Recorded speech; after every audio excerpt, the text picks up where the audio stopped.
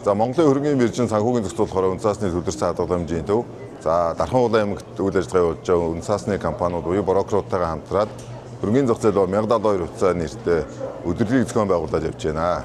За энэ өдөрлөгийн үеэр бол Монголын хөрөнгөний мэргэжээс хөрөнгөний зах зээлийн үндсэн ойлголт, хөрөнгө оруулалтын төрлүүдийн талаар мэдээлэл өгнө. За үнцаасны компаниудаас бол хэрхэн үнцаасны арилжаанд орох вэ? Хэрхэн хөрөнгө оруулагч болох вэ гэдэг талаар сургалт зөвлөгөө өгөх бол санхүүгийн зохицуулах орооноос бол иргэдийн санхүүгийн боловсрол, санхүүгийн мэдлийг нэмэгдүүлэх чиглэсэн сургалт зөвлөгөө мэдээллийг өгөхөөр ажиллаж байна.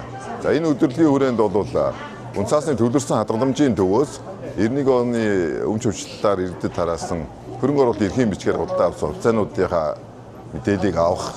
За цаашлаад бол Эрдэнэс тавталгаа компани 1002 хувьцааны бүртгэл, ноогл ашигтай холбоотой мэдээллүүдийг нэг цэгээр иргэдэд шуурхай мэдээлэл зөвлөгөө ийм үйл ажиллагаа энэ өдөрлөгийн үеэр явагдах болно. Та бүхэн залуучууд театрын танхимд энэ өдөрлөгт хүрэлцэн ирж оролцоорой.